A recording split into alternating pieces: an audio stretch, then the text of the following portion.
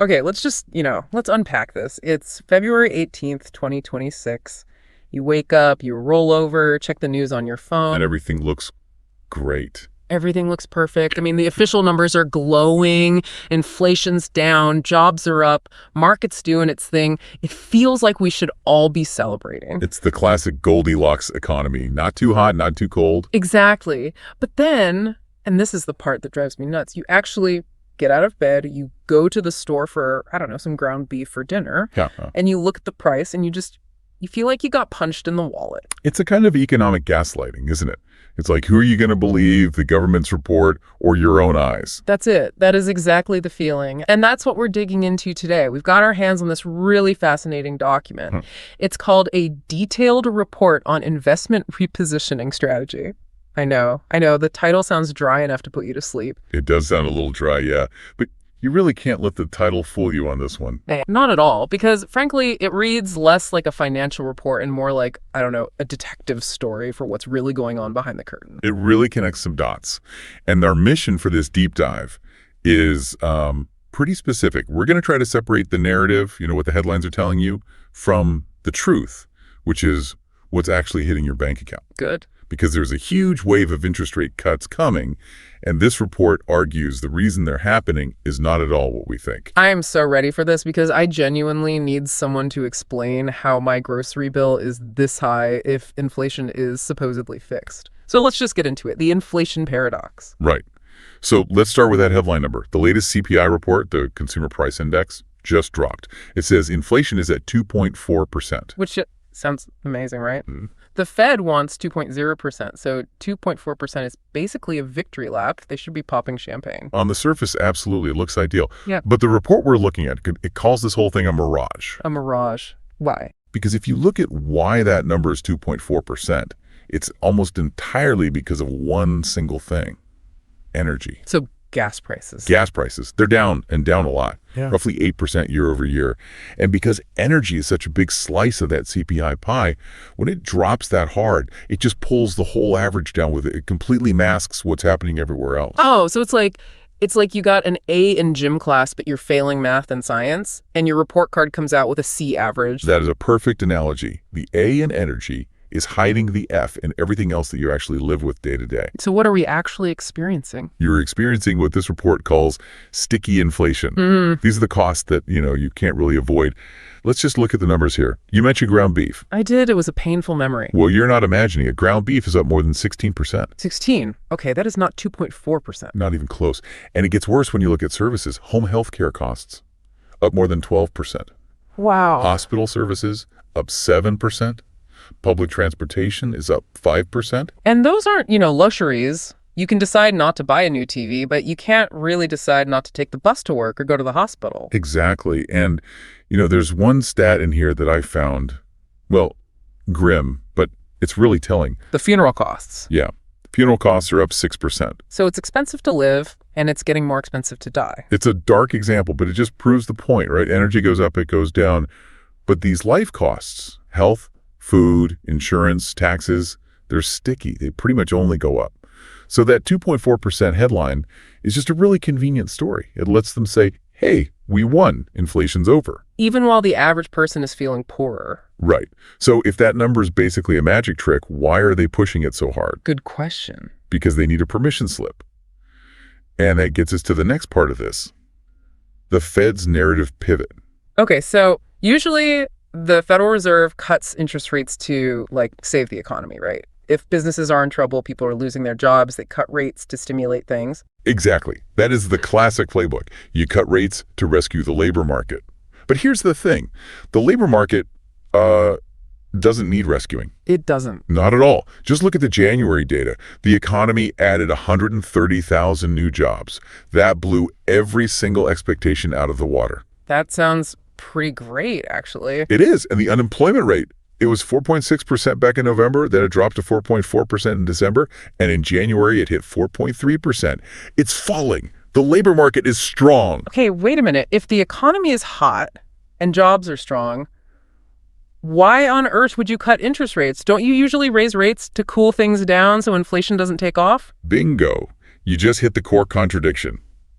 From a purely economic perspective, cutting rates right now makes absolutely no sense. It's like pouring gasoline on a fire. So why are they going to do it? Because the government wants rate cuts. They want that stimulus, maybe to handle the huge interest payments on the national debt or just to keep the political mood positive. But they have a narrative problem. They can't say they're saving jobs.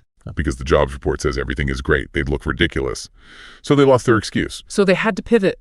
Exactly. The report calls it a forced narrative pivot. Since they can't use the employment excuse, they've pivoted to, we're cutting rates because we've defeated inflation. And that's where the 2.4% number comes back in. That's its whole purpose. They're using that 2.4% figure as steel-hard proof that the job is done. They're deliberately downplaying the strong labor market, kind of whispering about the jobs numbers, while shouting from the rooftops about the CPI data. So they're just cherry-picking the one number that lets them do what they wanted to do all along. That is precisely what the source is arguing. The goal is just to create political cover to cut rates in an economy that is, by all other measures, still running pretty hot. But this brings up a huge question for me about the Fed itself. I mean, aren't they supposed to be independent, above politics? They're supposed to care about the dollar, not the White House. Well, this is where the story gets really explosive. This is the part of the report that argues we're watching a battle for the soul of the Fed. The report has that line, personnel is policy. Right. And there's a huge leadership change coming up. Right now, you've got Jerome Powell. The guy we all know, silver hair, serious face. That's him. And Powell represents caution. He represents the status quo. He looks at that strong jobs report and he thinks, maybe we should wait. Maybe we shouldn't cut just yet. But his term is ending. And the person expected to replace him is Kevin Warsh. Who is he? The report is pretty blunt about him. It describes Warsh as the executor of political will. The implication is that he's willing to sacrifice the Fed's independence to cut rates just because the government wants him to. Wow, that's a serious claim. It's basically saying the fix is in. But is there any, real evidence the market actually believes that? Or is it just speculation? Oh, there is evidence. The report calls it the smoking gun, and it comes from the CME FedWatch data. It's where big money places bets on what the Fed is going to do next. Okay, I love this stuff. Money talks. In this case, it screams. So let's walk through it. Look at late April. This is basically when Powell's influence ends. The market is predicting a 71.5% chance that the Fed will hold rates. So do nothing. Do nothing. The market looks at the hot economy and says, Powell won't cut. It doesn't make sense. Okay. But then you look at mid-June. This is when Warsh is expected to be in charge. Yeah. The odds flip completely. How much? Suddenly, the market is predicting a 68% chance of a rate cut. Whoa. So we go from a 71% chance of no cut to a 68% chance of a cut just because the guy in the chair changes. That's because the person. Nothing about the underlying economy is expected to change that dramatically between April and June. The market is pricing in a political takeover. It's saying the Fed isn't independent anymore. It serves short-term political goals now. That's wild. It feels like everyone knows the game is rigged. And that fundamentally changes how you have to think about investing. Which is the next big thing, right? Because if rates are coming down, even if they shouldn't be, doesn't that just mean buy stocks? A rising tide lifts all boats. In the old world, yes. Lower rates, cheap money, it helps almost every company. But the warning in this report is that we are in a completely new era, the AI era. It says low rates are a tailwind, but AI is a disruption. Exactly. So think about it like this. If you sell buggy whips, and interest rates drop, yeah, it's cheaper to borrow money. But if the Model T just rolled off the assembly line, your business is dead anyway. Cheap money can't save an obsolete business model. And AI is the Model T here. Precisely. And the report gives two amazing examples of this moat versus no moat idea. Let's start with the first one. Duolingo. Oof. This one hurts a little. I like the little green owl, but the analysis is it's brutal. Duolingo charges, what, $12 a month? Something like that, yeah. To learn a language? Yeah. And for years, their moat, their advantage was their software. But now you have ChatGPT or any advanced AI. You can just say, hey, teach me Spanish, but I want the specific dialect from Colombia, and I want you to teach me the slang they're using right now. And it just does it instantly. And for free, or, it's part of a subscription you already have. I actually tried this. I had an AI role play as an annoyed Parisian barista so I could practice my French. It corrected me in real time. Duolingo can't do that. Not that dynamically, no. So the software moat is dead. Pure software companies are losing their power because AI can just replicate what they do or do it better, and for way cheaper. So investors who are just thinking rates down, buy tech, could be walking right into a trap. That's the warning. So if software is risky, what's safe? The report points to Amazon. Amazon, but that's a tech company. Yes, but not because of their website, because of their trucks. The physical stuff. The physical mode. The report makes this fantastic point. AI cannot teleport a box. Not yet, anyway. Not yet, no. AI can optimize the truck's route. It can predict what you want to buy, but it cannot physically move an object from point A to point B. Amazon has the warehouses, the planes, the vans.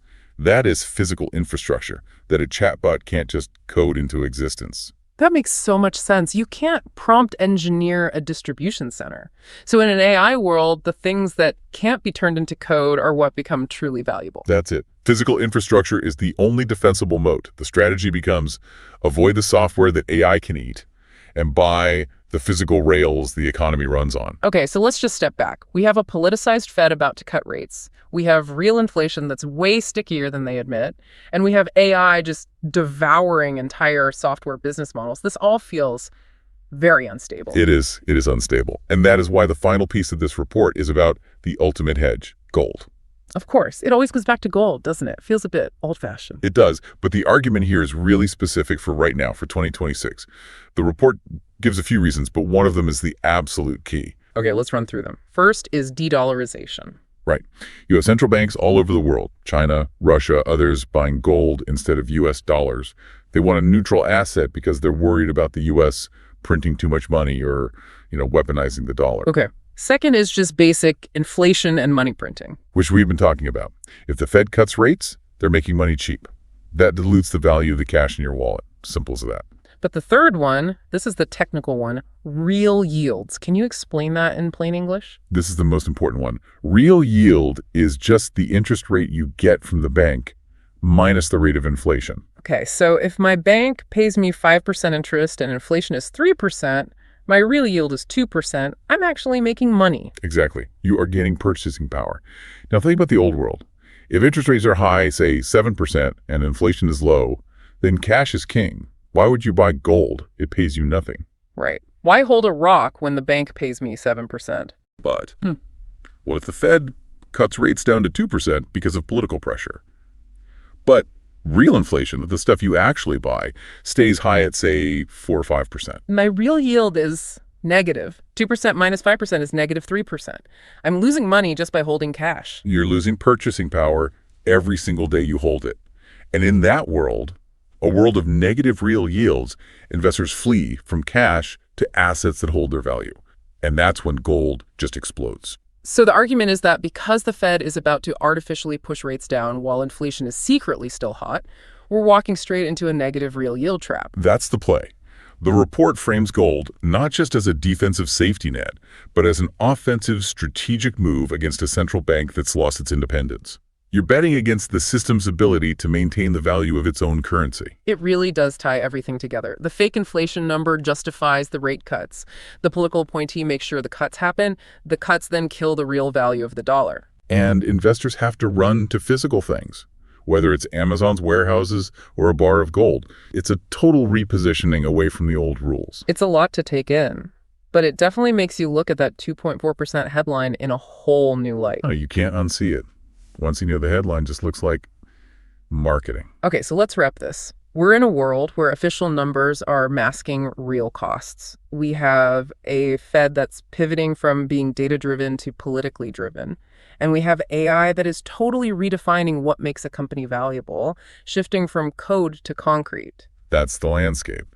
And it is a tricky one. And I just want to leave everyone with a thought that really stuck with me from all this. It's a little provocative, but if the safe money in your bank account is actually yielding less than the rising cost of your own funeral, and the smart money in software stocks is being eaten alive by free AI, is the only rational move left to just stop trusting the system entirely? That really is the question of the decade. Thanks for listening to this deep dive. Keep questioning the narrative, and we'll catch you on the next one.